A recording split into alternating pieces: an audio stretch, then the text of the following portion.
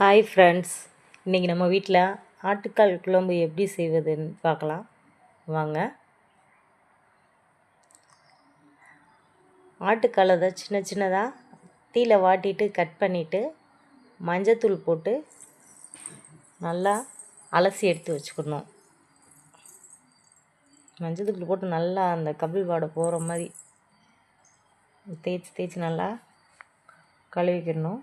கழுவி எடுத்து வச்சுட்டு ஒரு சட்டியில் தண்ணி ஊற்றிட்டு குக்கரில் ஆட்டுக்கால் கழுவி வச்சதை அதில் சேர்க்கணும். சேர்த்துட்டு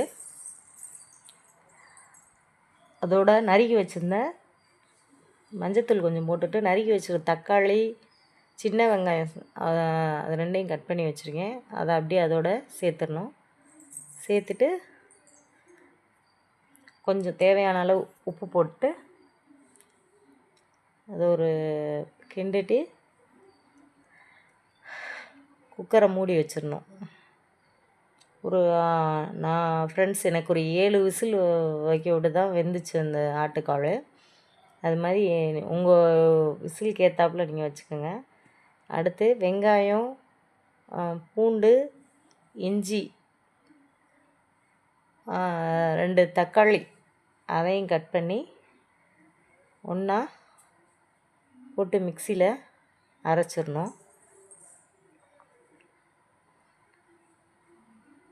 போட்டு அரைச்சி தனியாக எடுத்து வச்சுக்கலாம். கொஞ்சம் வழுவழுப்பாகவே அரைங்க, நல்லாயிருக்கும். இப்போ தான்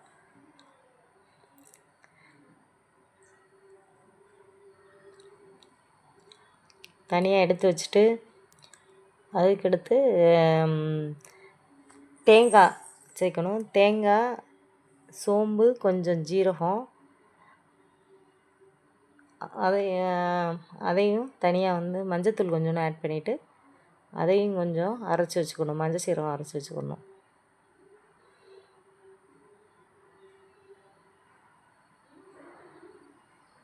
அதையும் கொஞ்சம் வழுவல்னே அரைச்சி, ரொம்பையும் இது இல்லாமல் வழுவல்னே கொஞ்சம் அரைச்சி வச்சுக்கணும். தண்ணி ஊற்றி அரைச்சி எடுத்து வச்சுக்கோங்க.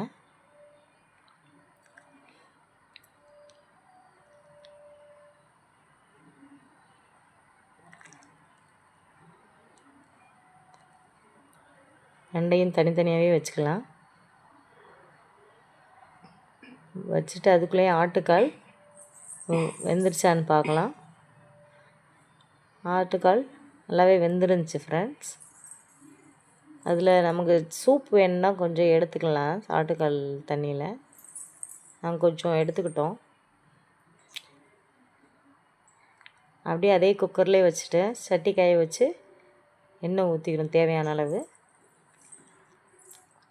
சோம்பு, பட்டம், லவங்கம், பிரிஞ்சி இலை அதெல்லாம் போட்டு தாளிக்கணும்.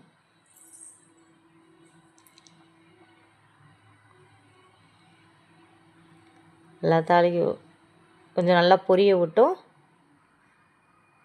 பொரிய வரையும் கிண்டணும். நல்லா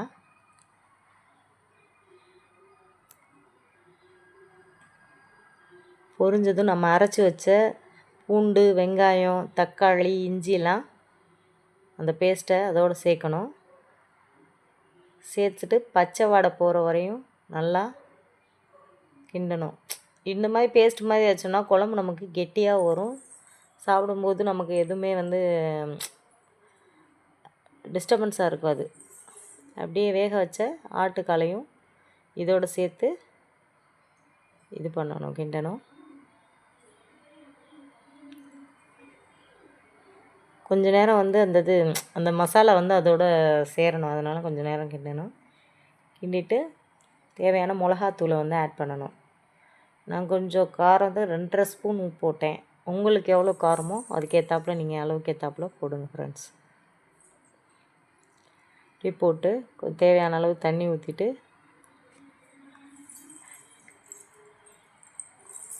அப்படியே வேக வைக்கணும். அது மிளகாத்தூள் வாடை போகிற வரையும் கொஞ்சம் நல்லா கொதிக்க வைக்கணும். கொதிக்க வச்சுட்டு அரைச்சி வச்ச தேங்காய் ஜீரகம் அரைச்சி வச்சிடல, அதையும் இதில் ஆட் பண்ணணும். ஆட் பண்ணிவிட்டு கொஞ்ச நேரம் லைட்டாக கொதிக்க வைக்கணும். அப்படியே உடனே மூடிடக்கூடாது. கொஞ்ச நேரம் கொதிக்க வைக்கணும். லைட்டாக, ரொம்பவும் கொதிக்க வைக்கக்கூடாது.